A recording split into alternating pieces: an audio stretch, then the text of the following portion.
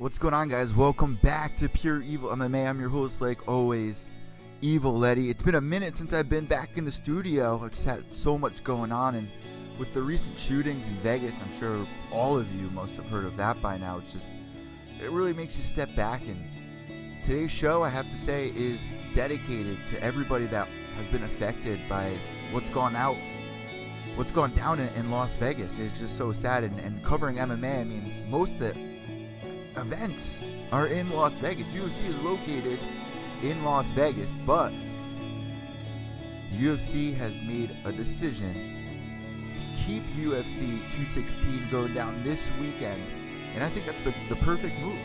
Don't let this. Listen, if you cancel the UFC event, that guy won.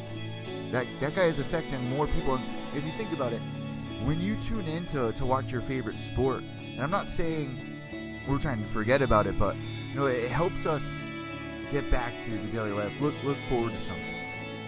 So today's show is dedicated to everybody in Vegas, and in celebration of UFC 216, we're all going to be able to reunite and put a smile back on our face.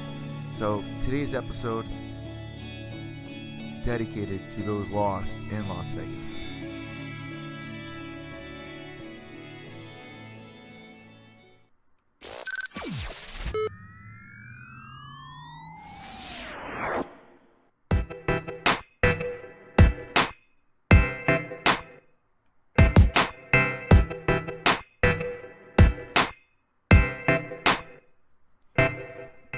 We have a great show set up for you today. I have UFC Bantamweight, number 3 ranked UFC Bantamweight, Jimmie Rivera, where it was just announced earlier this week that he's going to be fighting Dominick Cruz. Took this fight. Now, I had Jimmy on a couple months ago, and this was after his favorite fight before the Thomas Almeida fight where I last talked to him. He had one of the best fights of the year when he fought Thomas Almeida. There were so many people doubting Rivera, and in a lot of his fights, people are doubting Rivera. This is a guy who's on a 20-fight win streak. I mean, he's been champion in multiple organizations. Some people say that, he jumped the line to fight Faber, that he should be thankful, not saying that I retired him. Well, come on. Jimmie Rivera has been in the game for a long time. Uriah Faber was no stranger to Jimmie. He did cross-training at Rufus Sport with Uriah Faber, No Love, TJ Dillashaw. Jimmy's been in the game for a while. People who just follow strictly UFC probably haven't heard of him until, late last year or earlier last year when he fought Faber. But this is a guy where he's seizing the opportunity. And if he beats Dominick Cruz come December 30th at UFC 219, I mean, Sean Selby's not saying it, but let's face it, he will be next for the title shot. Who else is next for the title shot? You got Jose Aldo, who's apparently fighting Darren Elkins. Cub Swanson fighting Brian Ortega. None of those fights are number one contender spots, in my opinion. And we have to wait for Cody Nola versus TJ Dillashaw. That fight's going to be going through in a couple of weeks here at MSG. But without a doubt in my mind, and a lot will unravel until December 30th, but Dominick Cruz, he could have just waited and would have been automatically next for the title, in a lot of people's opinion. Am I wrong? I mean, who else is next here? Jimmie Rivera, if he puts on an amazing performance against Dominick Cruz, and Dominick's going to be smart about this fight. In his last fight that he had against Cody Garbrandt, where, I don't want to say he was outclassed, but he played into Cody's game. He played through his emotions. Instead of playing smart, he let his emotions get the best of him and paid the price ultimately for it. He didn't want to get embarrassed by the younger guy. I don't even want to say that Dominick Cruz is overlooking Cody No Love, because a lot of the MMA community out there was saying it's too soon for Cody. People are saying the same thing about Jimmie Rivera. What's going to unfold? There's only 3 rounds. We have Jimmy calling in just a couple of minutes here, so I'm looking forward to that interview. So stay tuned, guys. If it's your first time tuning into Pure EVil MMA, make sure you subscribe down below. I have a huge announcement, a really huge announcement, a career announcement, I should say. I am no longer with the previous websites that I've been working for. As a matter of fact, making more money now with my MMA news, and it's nothing to do with money. I love covering the sport, but you got to pay the bills. My MMA News made me a great offer, so make sure you guys go check out my MMA News every morning, where you can check out all the exclusive Pure EVil MMA content. and subscribe on iTunes, YouTube to Pure EVil MMA. We have a lot to discuss. I mean, it's been a minute since I've, really stepped foot in here. So, we just had UFC Japan that went down, Bellator 163, putting on an amazing show. Even got better, not ratings, but more people tuned in. So I guess it is better ratings. If I had to compare the two, though, I was a little shocked that Bellator put on such a good show. So that's why you're hearing a lot of people saying that Bellator, probably had more viewers. And the fact that UFC Japan was on Friday night. A lot of people weren't aware of that. UFC Japan was on Friday night. So when they tuned in Saturday, they got a plate of Bellator 163, and it was a great card. Let's start with Bellator 163. Bendo. Poor Bendo, man. I mean, I thought he personally won that fight against Pitbull.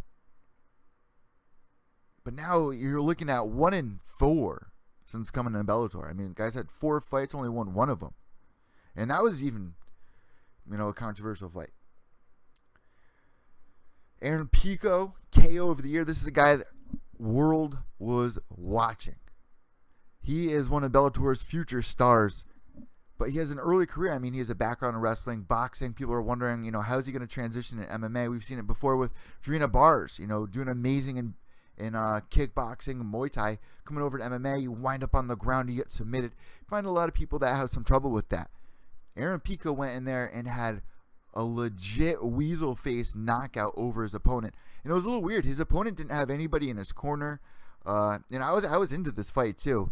Just from the walkout, you really dedicate a lot of your emotion of how these guys might possibly do, and it has nothing really to do with, you can't really forecast what's going to happen based on the walkout, but it gets your energy, it gets you amped up. And when somebody comes out to my boys Hate Breed, I'm from right here in New Haven. I grew up down the street from Jamie Josta. When somebody comes out to Hate Breed, like the immortal Matt Brown, you get emotionally invested in there. So I was actually rooting for his opponent, and I can't remember his name, unfortunately. I have to apologize for that. But Aaron Pico goes in there and gets an amazing knockout. Definitely contender for knockout of the year. So that went down at Bellator 163. And let's be honest, what stirred up the most hype on social media, other than that knockout, was Rory McDonald's freaking turtleneck. Bellator has some fashion sense here with the Fedor sweatshirt, and now we're getting Rory's turtleneck. I mean, oh my God. That is what's sticking out in the MMA headlines. But Rory pulls it off. If anyone can pull it off, it's Rory. I mean, the kid comes to fight no matter what. You wouldn't expect it if you ran into him at a Popeyes. If you ran into Rory at Dunkin' Donuts, you'd be like, this dude's, I don't want to sound like a high schooler, but he looks like a dweeb. He looks like a guy in high school that probably got picked on. Really quiet to himself. You wouldn't expect that he's going to go in there and just unleash hell. Look what he did to to Robbie Lawler in the second fight. One of the best fights in MMA history, in UFC history. Rory McDonald making a splash. He has a chance to gain the title, the Bellator title, going up against Lima. So we got that to look forward to in Bellator. All right, let's jump over to UFC Japan because I want to get this interview rolling with Jimmie Rivera. That is the most important news coming out this week. I mean, Jimmie Rivera coming over from the East Coast was just at UFC Long Island for the Chris Weidman versus Gastelum card. That place was on fire. So Jimmie Rivera has some big moves. I want to get him on. But UFC Japan, OSP going in there getting the Von Flug choke in the very first round. They should really call it the St. Preux choke at this point because he's had more submissions than the guy who claims the name. Jessica Andrade really put on a great performance at UFC Japan. No one picked her. I am going to say I'm not going to pat myself on the back on this one, but I called it out earlier in the week when I was on Evil and Intoxicated with Ted Check, the live show we do every Wednesday on Ted Check's channel. I said, I am not seeing one MMA media person pick Jessica Andrade. I've been on the bandwagon since she changed divisions. She's looked absolutely amazing. I mean, she did get pieced up by Joanna Jędrzejczyk, so it is kind of tough. I mean, going into this fight, you would think the winner would probably have Joanna next, or the winner of Joanna Rose, I should say. And let me tell you right now, I'm picking Rose Namajunas to beat Joanna Jędrzejczyk. I'm sure a lot of my listeners just dropped their jaws. but I'm calling it. I think the time is right for Rose Namajunas. And now that you got Jessica Andrade in the mix, makes for an interesting future for that division. And what's going to be next for Joanna? Joanna is apparently going to move down. So whether she wins or loses, that's what's in Joanna's future. So no real loss there for Joanna. If she does lose, she can claim the belt at the lighter weight division. I'm excited for this. Claudia Gadelha really got pieced up in that fight, got flipped around by Jessica Andrade, and a lot of people are speculating if Jessica Andrade is on some juice or some performance-enhancing drug, because just by the looks of it, if you tuned into that fight, Andrade looked just as fresh in the first round as she did in the very last round. Her arms were robotic, just non-stop, pounding away. She was getting these takedowns and just unleashing hell, pouring down shots on Claudia Gadelha, which we've really never seen before in the past. The only person that Claudia's ever lost to has been Joanna. The only person that Jessica Andrade has ever lost to is Joanna. Jessica Andrade looked amazing. I'm not saying that she was on anything. I think she's all natural. I think that changing a weight division was the smartest thing for her to do. She looks unstoppable in this weight division until you throw the wrench in the works of Joanna Jędrzejczyk. And like I just said, with the possible matchup of Rose Namajunas versus Andrade for the title, if Rose wins, we got an exciting 2000. I'm really looking forward to 2018. I mean, there's a lot of questions still left in the air, like what's next for Conor McGregor. I mean, there's just so much that can unravel. Bisping. Is Bisping going to beat GSP? I mean, there's so much that we have to look forward to. Carlos Condit coming back. DC coming back. Is he going to fight Volkan Ozdemir? Or is he going to be fighting Gustafsson for the second time? I mean, I'm really looking forward to 2018. It's been a really slow 2017, I know. And that's why this whole Conor McGregor fight really has to go down. People are saying, well, the Diaz fight, it can happen. It's on the back burner. There's no way that fight's not promised. But listen, it's been a really slow year. I want to see Conor McGregor versus Diaz before the year's over. There were rumors that Conor's going to be fighting December 30th at the end of the year. That's going to be UFC 219. Shout out to Jimmy if that does happen, because he's going to be getting some pay-per-view points for that. But it's not official. It's not confirmed. And the smart thing to do is to wait for UFC 216. You got Tony Ferguson versus Kevin Lee. Wait till you make a fight in. It would be really stupid of Conor McGregor to call out somebody at this point while you still have the interim title going down. I mean, it would only be right in the sense if you're looking at from the right way to do it, which is the number one contender is next for the title. The interim champ is next to fight the actual champion. That would have to be Tony Ferguson, Kevin Lee, the winner of that. What do you guys want to say? That's the real question. Because at the end of the day, it really comes down to us. It comes down to the people who are going to be tuning in, the people who are going to be shoveling out money to watch these pay-per-views. What do you guys want to see? Let me know on Twitter at evil_echo. That's EVIL_ECCO. We rank in on mymmanews.com. Make sure to go to mymmanews.com for all the latest MMA headlines. UFC Japan, guys, what did you think about that? Let me know on Twitter. What do you want to see happen next? I mean, Gokhan Saki with another KO of the year. That went down this weekend. He was seconds away from getting knocked out. And you see Gokhan Saki, he has such a crazy style where he just wings these punches from his hip. Like he's slinging a gun. Old West style. And when they land, watch out. Watch out for Gokhan Saki. We haven't seen Gokhan Saki much in MMA, so there's still a chance if he gets matched up with somebody that will take him down in the future and just ground and pound him. He's amazing on the feet. So the possible matchups, going into it, I want to see him fight guys on the feet. I want to see him go in there with guys that are willing to stand and bang, which is why this fight made the most sense. I mean, you had Frankenstein going in there. De Silva, the perfect guy to match Gokhan up. Guy that's most likely going to stay on the feet, bang with him. And that's what we got. And we got one of the best KOs of the year. So I'm looking forward to the end of the year show that we have with Bloody Elbows, Eddie Mercado. Last year we had Mean Gene from Mean Gene's Fight Scene come on. We had other big time guests come on to talk about that. That's definitely one of the contenders. So this week alone, or last week alone, from UFC Japan, Bellator 163, we got 2 knockout of the year between Aaron Pico and Gokhan Saki. Looking forward to what those guys bring to the table next. Let's move on to our interview with Jimmie Rivera. We got him on standby.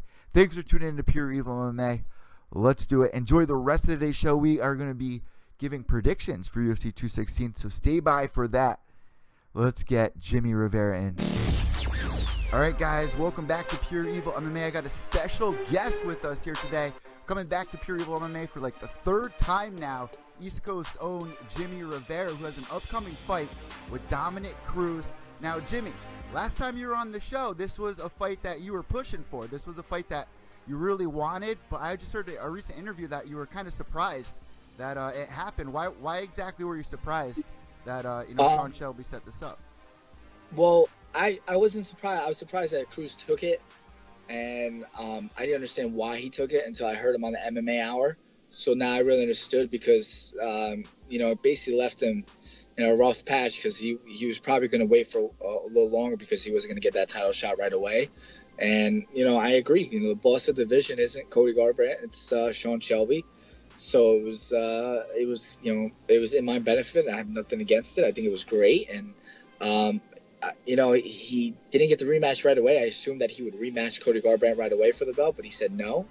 And at this time, if you're not going to fight for the belt, then you got to kind of defend your spot. I don't think you deserve a rematch right away if you're not going to take it. You know what I mean? If I was him, I would have took the rematch right away. But everybody's a little different in their opinion, and that's fine. And I was super excited that he took the fight. Shocked that he took it, but now listen to him and speaking why he took it, and I was happy. I'm like, hey, you know what I mean? I can't say anything about it. It's in my favor. It's great.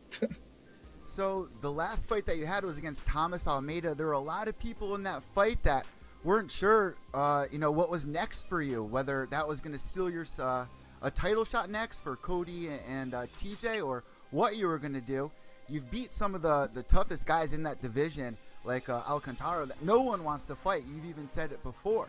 So does this fight, if you beat Dominick Cruz, are you sure that you're going to get the title next? Because Dominick doesn't seem too clear on that himself. Yeah, you really never know. You hope you do, but you're not sure.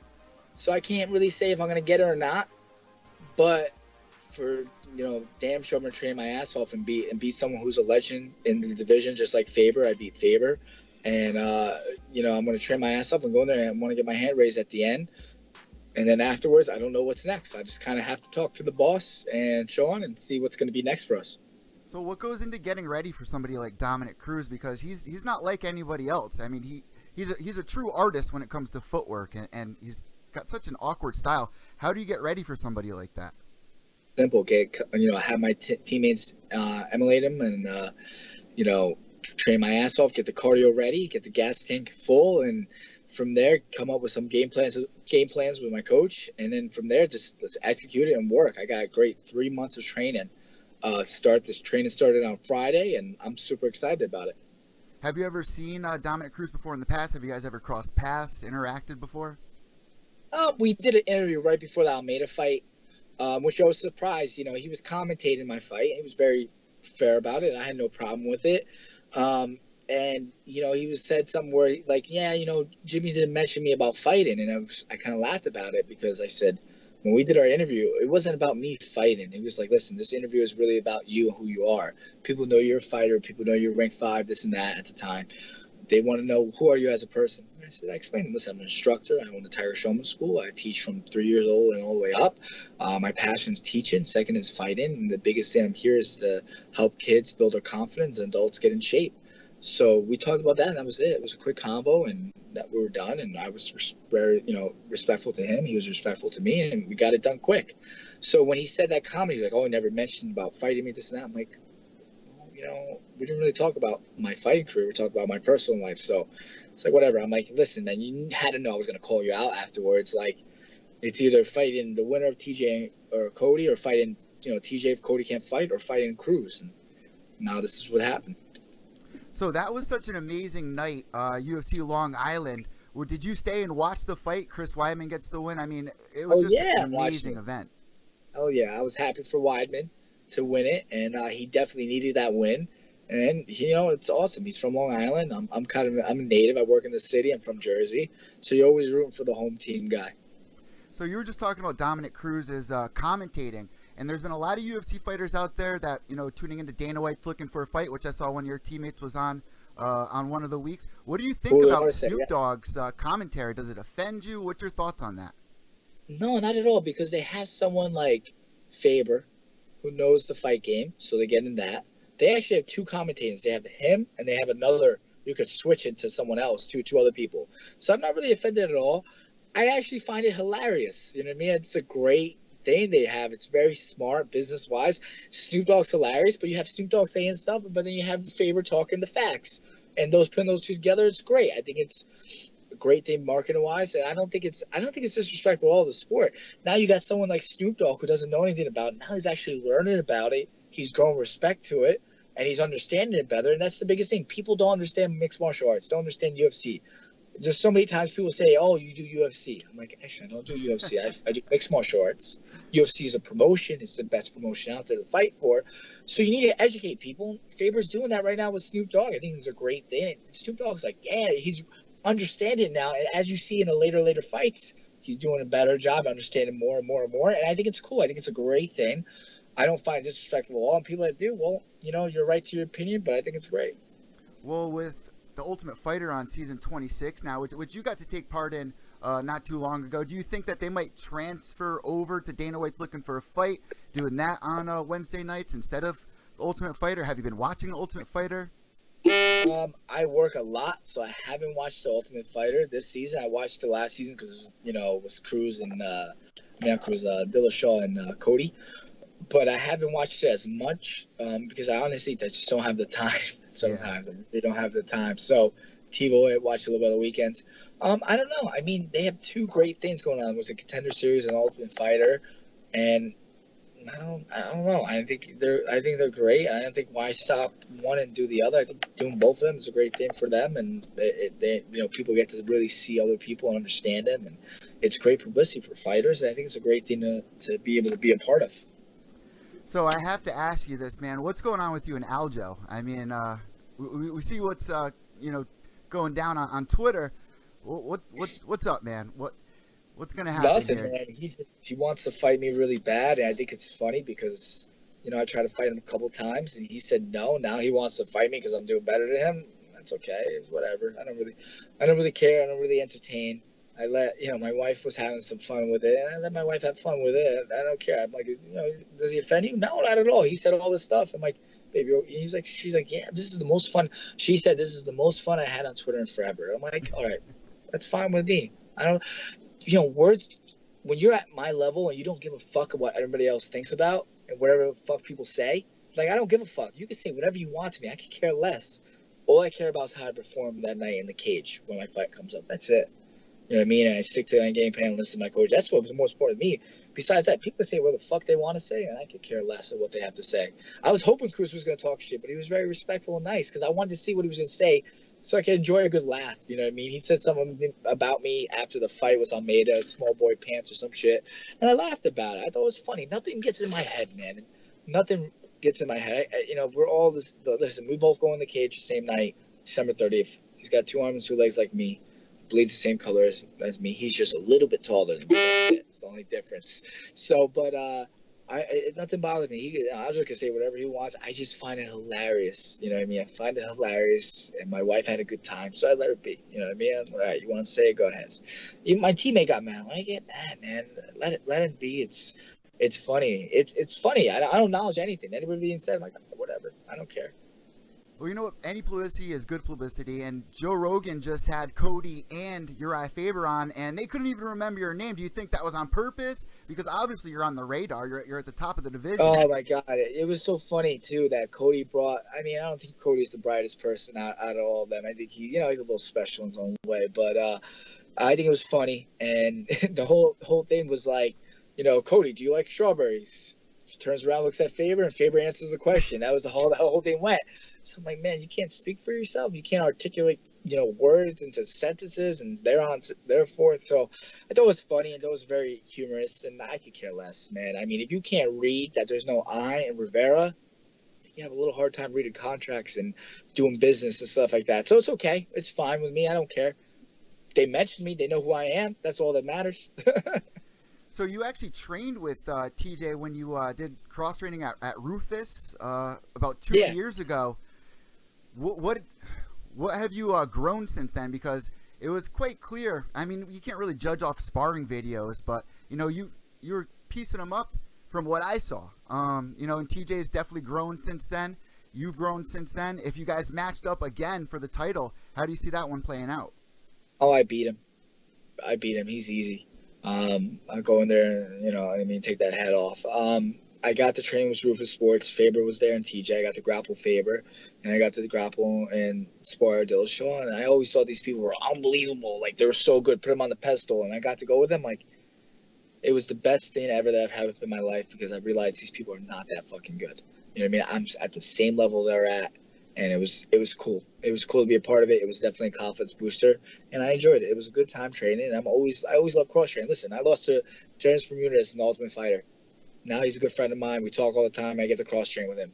Cool guy, love him, great kid. You know what I mean? It was awesome. So you know, there's always respect the fight, and I respect people unless they disrespect me. Then I could care less about them, and I won't give them that respect anymore. But once you get into the cage, you know what I mean? I'm not one to trash talk. Once I get in the cage, my trash talking is in my performance, and that's it. How do you see the fight between TJ and Cody going? I don't know. Like, you know, Cruz thinks Cody's going to win. I kind of have TJ winning the fight. It should be an interesting fight. I mean, they do have the upside where, well, they both have it. They train so much together, so they both know each other really well. So it should be an interesting fight. And I hope to be there that night and be able to be in the crowd and watch it and see what happens. So do they have Dominick on reserve just in case somebody gets injured, or are you on reserve? How does that work? No fucking idea. No idea. I'm not the boss. You got to ask the boss, Sean Shelby.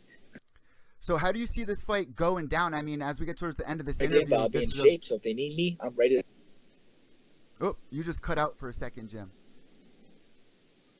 Yeah, I couldn't hear you. What'd you say? How did you fight? How do you see this fight going down between you and Dominick? It's a very important question. You don't have to answer it, but of course, there's a lot of people wondering how you see it going down. I'm definitely see my hand being raised at the end and getting the win. I'm gonna try to knock him out, but he has that tricky footwork, so we got to see what happens. Cody was able to tag him. Cody's a decent boxer, and I'm a good boxer, so it should be interesting to go in there and do it.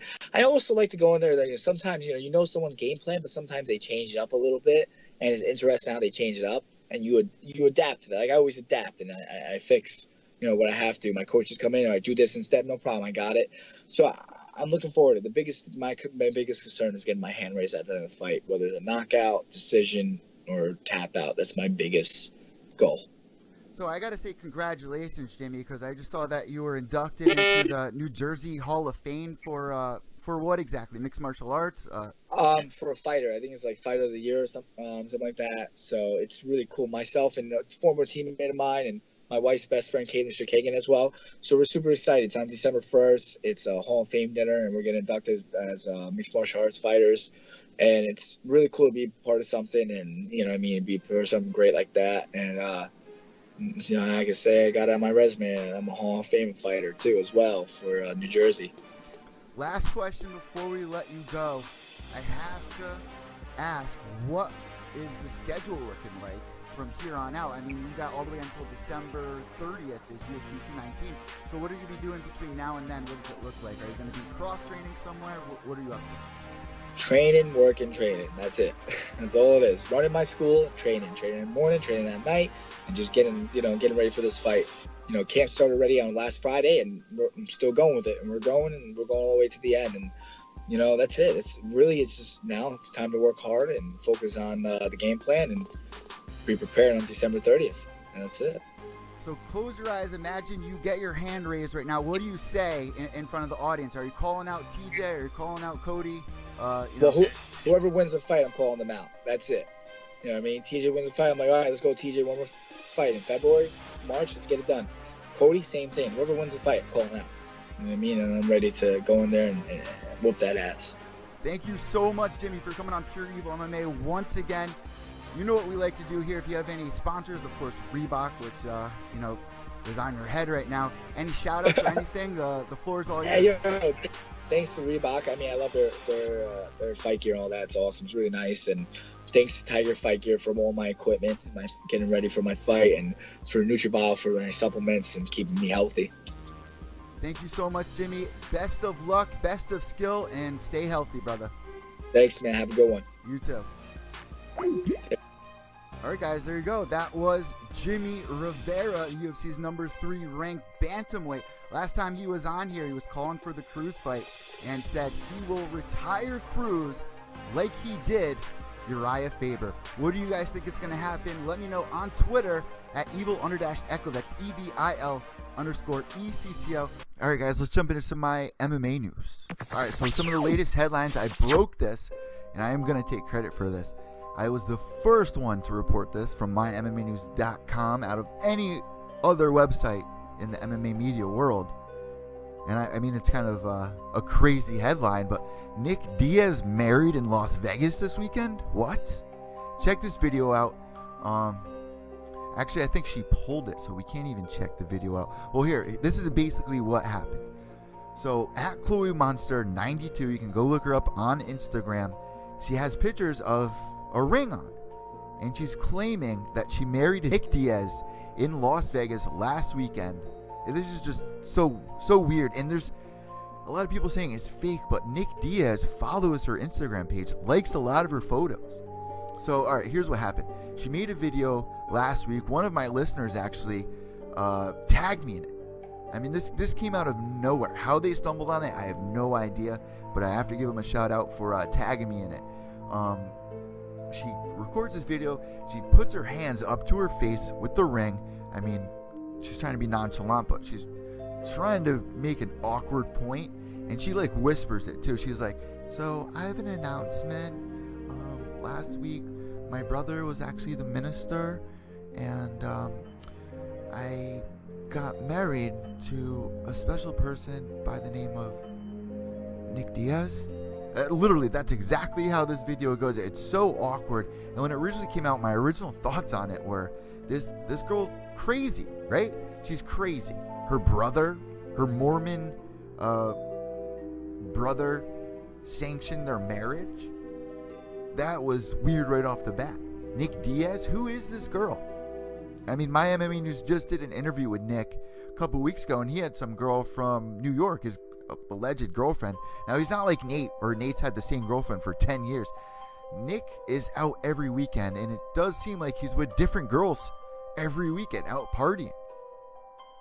So I came to the conclusion after looking at her Instagram, you know, like I said, Nick follows her. He likes a lot of her photos.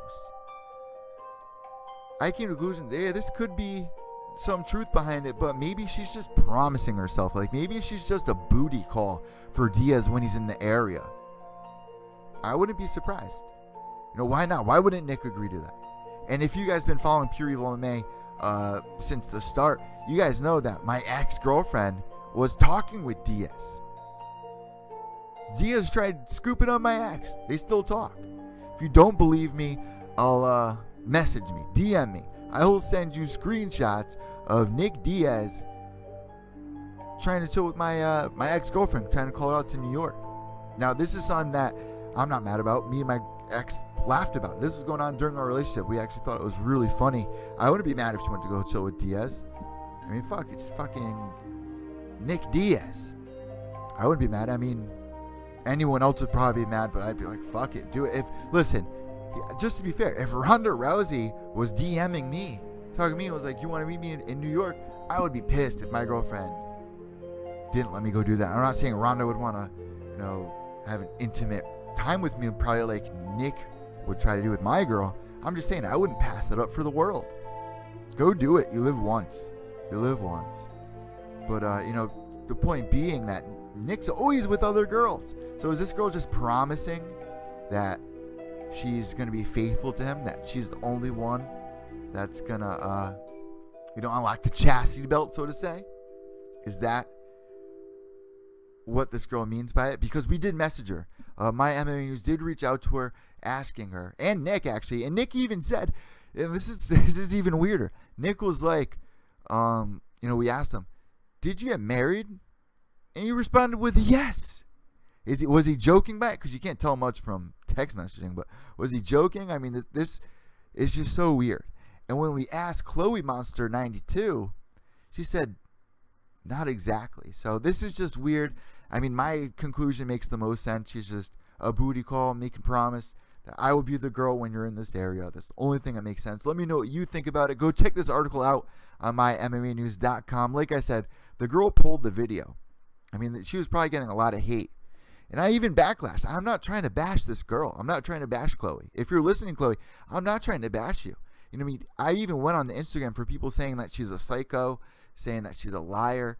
I said, you don't got to say stuff like that. You really don't. It's uncalled for. I mean, I got a big smile out of this. Is she telling the truth? I'm not calling bullshit because Nick is following her. He's liking the photos. I don't know. This is crazy. Let me know what you guys think on Twitter at evil_echo. That's EVIL_ECCO. So Bellator, I should have touched on this at the beginning of the show. Bellator this week at Bellator 163 or 183, whatever the hell it was.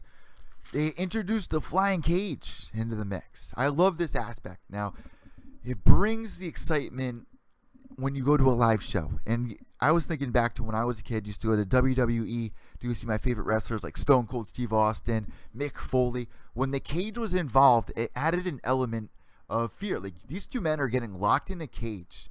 There's no way out. Now, MMA fans obviously know, I mean, we've grown accustomed to the cage. I mean, it's the feel to us. There's really no fear that goes into it anymore. But when you're at a live show, you're a kid, or it might be your first time at an MMA, event. When you get there and you see a cage getting dropped in the middle, where it's that seed where you know these guys aren't going to be able to get out of that cage. They're going in there, and someone is most likely going to get finished, or they're going to fight till there's nothing left. It adds that sense of fear. Some people might say it's barbaric. It's like like locking two dogs in a cage. But this is a sport that's been going on for thousands and thousands of years, back to the gladiator days. It adds that sense of excitement, that sense of real life adrenaline. I think this is a great move on Bellator's part to add that into it. Because when you go to a live show, you don't want stand down time. You need like these little things that really fill the show, that add to the element of a live event. And you're seeing it with performances from, Bellator does a great job. Backstage before, or, outside the venue before the fights even happen, you have chances to meet some of the big time stars like Chael Sonnen, Vanderlei, Royce Gracie, Ken Shamrock, Matt Mitrione. You can meet the ring girls. They even have like a Dave & Buster's machine where like a punching bag tells you how hard you hit. Me and my sister did it last year when Bellator came to Connecticut at Mohegan Sun. I brought my little sister to her first MMA show, and she even punched a thing harder than me. I mean, it was kind of awkward. I mean, just little things like that add to the element of a live show. So with them bringing in this Bellator flying cage, I love every idea of it. And I'm somebody that, I'm not the biggest fan of the Bellator walkouts. I'm more of a fan of the UFC walkouts, where it's like they're walking out of a hockey walkway, where it's like the back tunnel, the football walkouts. When it comes to Bellator, they do the flashy WWF, WWE kind of style where there's pyrotechnics going off. There's that big screen behind. I understand it. It adds the flashiness, and I'm kind of contradicting myself now, but I've never been a huge fan of it. But bringing in this whole Bellator flying cage, it just fits right into the whole Bellator style. Them being on Spike TV, they need something like that. So, I mean, it all makes sense. So I don't want to contradict myself. I love the Bellator flying cage. What do you guys think about this? Let me know on Twitter. And speaking of WWE, in the recent headlines, Ronda Rousey possibly going over to WWE. Now, a video came out, kind of cringeworthy video. Let me pull it up for you guys. There's a video that surfaced. Ronda Rousey has been spotted, at WWE events. And I even said to Ted Check, because Ted was bursting my bubble about this. Ronda Rousey going to WWE, not into it. The idea of it excites me. Like, I would probably tune in if Ronda Rousey went back. She was recently on there, like SummerSlam or something like that. But her acting is not good, and this is why. this video might change your mind. But my point to it all was, maybe Ronda's trying to get that spark again. You know, that excitement of when she was a kid, when she first got into combat sports. You know, I'm not saying WWE's combat sport, but, you know, her godfather, Rowdy Roddy Piper. I mean, this is a girl, if you read her biography, you know, she even states she had speaking issues when she was younger. She couldn't even talk. And when I was a kid, I went through the same thing. They had these knockout dolls, like these Hulk Hogan, Macho Man, Randy Savage, I mean, Undertaker, any one of your favorite wrestlers. You could go to Toys R Us and you could get these little dolls, or like these little pillow dolls, where you can put them in headlocks. You can go home and wrestle with them. And I used to go to Blockbuster or Tommy K's, you know, throwback, right? I used to go to Tommy K's. I used to rent WrestleMania, bring it back home, pop it in the VCR. I'd get my little wrestling doll out. I'd throw it around my living room, just romp her house with it. Ronda Rousey did the same exact thing when she was a little girl. Maybe she's trying to get that excitement back. Here's this video that emerged. A lot of people are saying it's cringeworthy. It is cringeworthy, but I'm not protesting the idea of Ronda going there. Maybe it's what she needs to, you know, come back into MMA and perform at her peak. You know, with the excitement, with that eye of the tiger again. Maybe this is exactly what she needs. Let me know what you guys think of this video here. Ladies, a big win for Shayna tonight. Tell me, how proud of you of her? We are so proud of her. Like, she's worked so hard to earn her place here. She's been working for years, ever since we met her. This is all she's talked about. She's the reason we are even here. Yeah, yes, yeah. She deserves this. Shayna, the reason Baszler.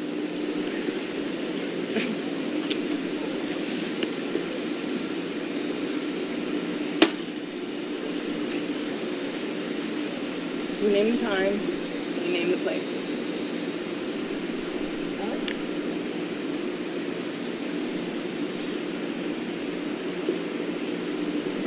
Oh, not today? All right. We're waiting to hear from you. That was the video that came out. I know you can't see it. Ronda Rousey just drops her purse and goes, name a place, name a time. Not the best acting, but like I said, maybe this is what she needs. Let me know what you guys think about all of this. Would you tune in to WWE if Ronda Rousey came over? Is that a smart idea? Because let's not forget, Ted brought up this point. MMA, a year in MMA, if that goes by, that's like 4 years. Ronda Rousey, we love you. We wish the best. Be smart about this decision. Is this the right path to go? Let me know what you guys think on Twitter at evil_echo. All right, guys, it's time for our members of the week.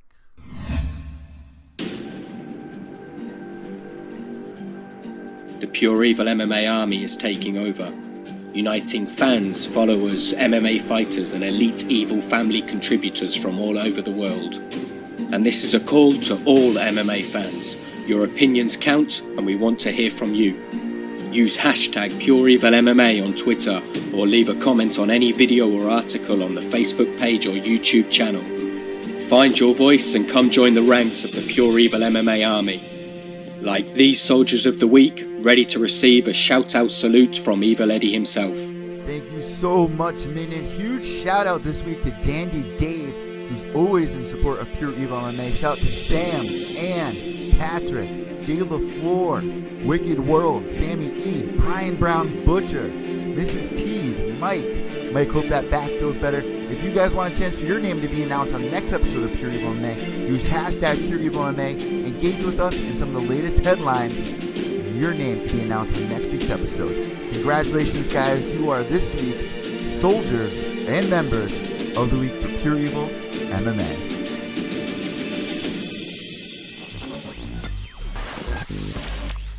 Alright, guys, so let's get into the last part of this show.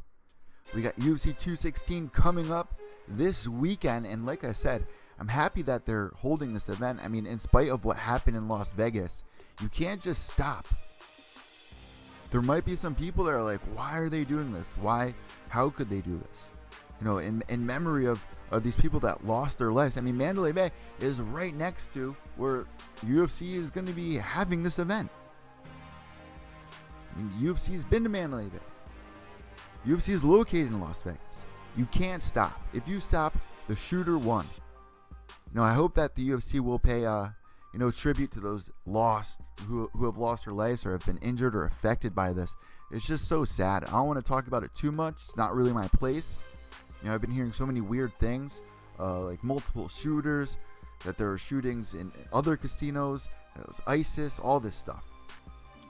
I don't know what to believe. My heart just goes out to the people who are affected by this. UFC 216 is going to be going down this weekend. It's a chance for us to not really forget about what happened, but celebrate the lives of our lives. To appreciate every moment that we have every day. The second you walk out your door, something horrible can happen. You need to appreciate what's in front of you, what you have right now, the small things. MMA literally has saved my life, and I'm happy that they're going to be holding this event this weekend. If it wasn't for MMA, I wouldn't be where I am right now. I look forward to every event. When times are getting rough in my life, I look to MMA. I'm not trying to forget about what's going on. We need something that we can look forward to in this world.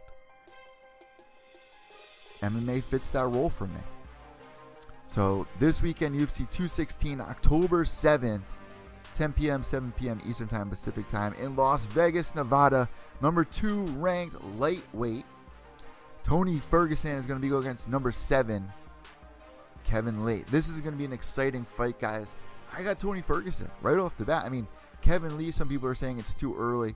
Then again, look at Cody Nola. People are saying the same thing about him. Kevin Lee's got great wrestling, great boxing. He's really all around a great fighter, but Tony Ferguson, he's just so different. You never know what Tony's going to bring to the table, but there is the argument of, look what Lando Venata did to Tony Ferguson. He landed some solid shots on Tony and dropped him a few times in that fight. Tony had some trouble there. But after that, of course, Tony went and beat RDA, one of the best performances I've ever seen Tony in. And Tony's been fighting some of the toughest guys in the division, like Edson Barboza, Josh Thompson, Gleison Tibau, Trujillo, Danny Castillo. Last time he lost was in 2012 against Michael Johnson. He's beaten Yves Edwards, Ramsey Najim, who was just on The Ultimate Fighter. Tony Ferguson, 23-3. Kevin Lee, 16-2. Who do you guys got on this? How do you see this going down? Because the winner of this will most likely be fighting Conor McGregor somewhere in the future. This is for the interim title. And I just think that whole interim thing's ridiculous. If you've heard my show before, you know how I stand on this. The cavemen had one queen. The men would fight over the queen. The belt is the queen. There can't be two queens. There's one queen. The strongest man wins the girl. This whole interim thing, I understand it. They need ratings, but I don't know. I'm not into it.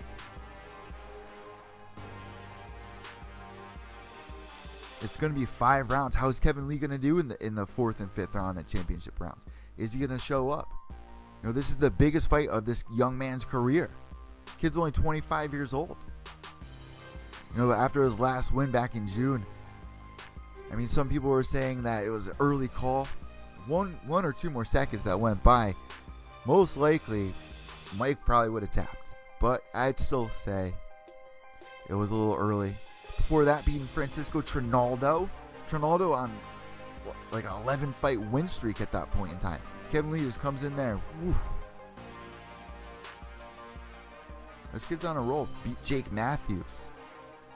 Last time he lost was in 2015 against Leonardo Santos. We all know how that fight unrolled. But before that, man, he had a great run. His debut at UFC 169 versus Ali Quinta, he lost that one. But 2 losses, man. 25 years old. Future's in front of this kid. Win this weekend, you're set. You got Conor McGregor in the headlights, and it's very smart of Conor McGregor to wait for UFC 216 to announce who's next. If it's going to be Nate Diaz, if it's going to be Kevin Lee, if it's going to be Tony Ferguson, if it's going to be Khabib, which probably not at this point. Conor McGregor did call out Khabib earlier this year to fight him in Russia, but don't see that happening. It's just too big of a risk. He's going to pull out. I'm kind of mad. I wanted to see Tony Ferguson versus Khabib for the interim title, but Kevin Lee earned a spot here. Could be a big upset if Kevin Lee wins. I'm guessing that a lot of you guys are probably picking Tony Ferguson to win this fight. Also on this card, this is an exciting card. You got Mighty Mouse versus Ray Borg. They're trying to redo this one. We remember what happened a couple of weeks ago for UFC 215. Ray Borg had to get pulled out just days before, unfortunately. They're redoing this. People are mad that it's not headlining because it's the actual title, but at the same time, they're trying to fit this in on the UFC 216 card. It was rescheduled. I got Mighty Mouse winning this. Ray Borg has a chance to throw a wrench in the works for Mighty Mouse as well. We can see another upset. I mean, being Smoka, Formiga. Last time he lost was to Dustin Ortiz. Back in 2014. And Ortiz, he's also coming up with an amazing knockout. One of the quickest knockouts that division's ever had a couple of months ago. He could be on a run too. But Ray Borg, man, he has a chance to put an end to Mighty Mouse's title reign here. Mighty Mouse could be making history, beating Anderson Silva's record for most title defenses. Absolutely crazy. Then we got Verdum versus Derek Lewis. Originally, my mind was leaning towards Derek Lewis, but at this point, I'm picking Verdum. I think Verdum's going to cause some trouble for Derek Lewis. I mean, this is the man who put a stop to a Fedor Emelianenko. Verdum's coming off a loss to Overeem. But before that, he beat Travis Brown at UFC 203, where he came out with that flying jump kick. Before that, he lost to Stipe. You remember that. He lost his title. Back to 2015, he won the title from Kane. He beat Mark Hunt. Beat Travis Brown before again in the past. Beat Minotauro. I mean, this is a guy dating back. He just beat legends. Roy Nelson. I mean, he has had trouble with Overeem. I will give that to you. But back in 2010, man, that fight with Fedor Emelianenko, I'll never forget that. Gets dropped early on in the fight, comes back to submit him. He's lost to Junior Dos Santos, lost to Andrei Arlovsky. But this is back 2006, 2007. Verdum is just, he's got so much experience. His fight IQ is so high.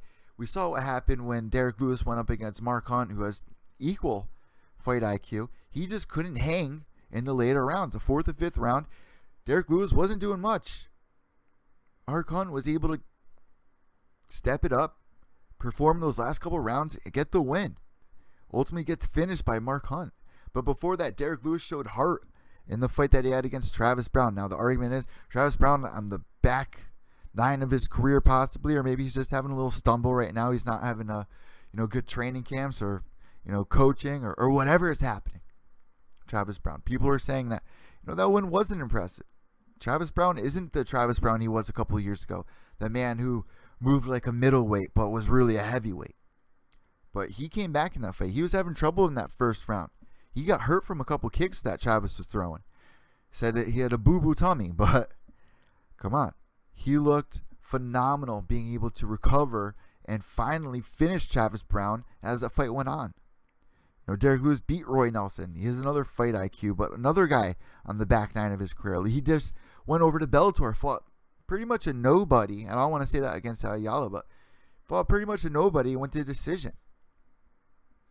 Derek Lewis also beat Gabriel Gonzaga, another guy on the end of his career. Beat Damian Grabowski, Victor Pasta, Joey Pasta from Bob's Burgers. I mean, Derek Lewis, this is the biggest fight of his career. We've been saying that every fight. But Verdum is somebody that's not on the decline. Verdum is somebody that is looking to get the title again. He's number 2 ranked in their division. He is a little older. He is 40 years old. But at the same time, man, Fabricio Verdum could cause trouble on the ground for Derek Lewis. That's what I'm predicting. Submission, Verdum, probably the 3rd, 4th round. I wouldn't be surprised. Derek Lewis, man, if he gets this win, then we're talking winner of Overeem Ngannou. Who's going to win, Overeem or Francis? Who's going to be next to fight for this title? Also on this card, Dariush versus Dunham. Probably going with Dariush there. Stamann versus Koizny. Both these guys 15-1 record. That's a tough one. I'm going with Stamann on that one though. Brooks versus Lentz. I'm going with Brooks, without a doubt. No one's even talking about that. Brooks is on the card versus Lentz. Nick Lentz. I'm going with Brooks right off the bat. Lando Venata against Green is going down. That's going to be an exciting one. Bobby Green going up against Lando Venata. Lando had some trouble in his last fight. I mean, he was really trying to perform another fight of the year, I guess, against David Timur, David Timur showed his colors in that fight. I'm excited what's going on with him. And that fight was earlier this year. But I want to know what's going on with David Timur. He's been putting on some great performances. Lando's got to win this one. I mean, he trains with Cub Swanson. I mean, that fight against John McDessie. He almost even finished Tony Ferguson when he made his debut back in July of 2016. I'm excited for things to come for Lando. Win over Bobby Green. I like this matchup for him. Also on this card, you got Gonzalez. That's right. Pearl Gonzalez returning with a 6-2 record. Her last loss was against Cynthia Cavallo, but I had Gonzalez winning that fight. I think that was a controversial decision. Also, Walt Harris versus Godber. Looking forward to that one. I'm going with Harris on that one. Moraga versus Bubulatov. Moraga has a chance to get in the top 15 there. Schnell on the card versus Beltran. Matt Schnell, man. He was on that season Ultimate Fighter. This is a guy that I've interviewed before in the past. He's going up against Beltran. This is a tough fight. Ultimately, I think that Schnell's going to win, though. Beltran, I don't know. He's got an 8-6 record. He's amazing on the ground, though. You got to watch out for the ground game there. Where Matt Schnell, on the other hand, he's got some heavy hands. He's also got great submissions. So that's going to be the first fight of the night. I'm going for a Matt Schnell there. What do you guys think? And if you want to get down on our UFC Pickem League, where we announce the winners every week, all you got to do is DM me. I will set you up with the link. You can have your name announced on next week's episode of Pure EVil MMA, which reminds me, it's time to announce our winners from last week's show for UFC Japan. So, Minion, you there, brother?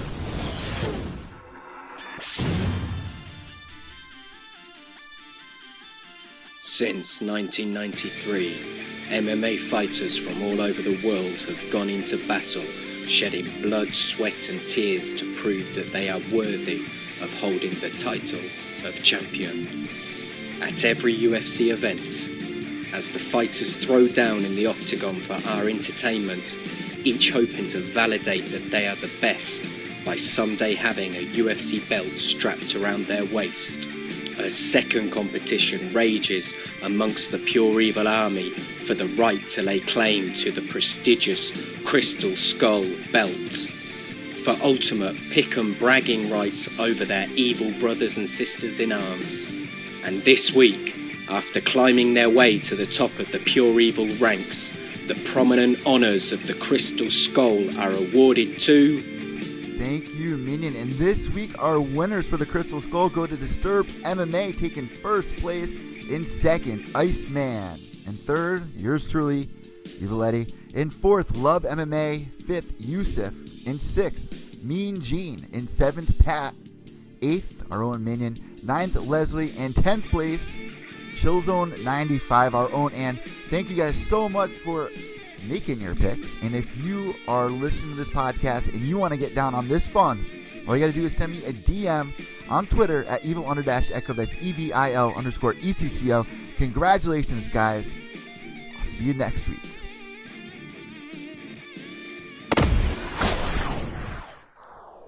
Alright, guys, so that will about do it for Pure Evil MMA episode number 49. The long-awaited episode number 49. I want to thank everybody who has tuned in. Make sure you subscribe down below and check out mymmanews.com. I want to thank our guest today, number 3 ranked UFC bantamweight Jimmie Rivera. We wish you best of skill in your upcoming fight. Thank you so much. I'm Evil Eddie from Pure Evil MMA, mymmanews.com. Behave yourselves.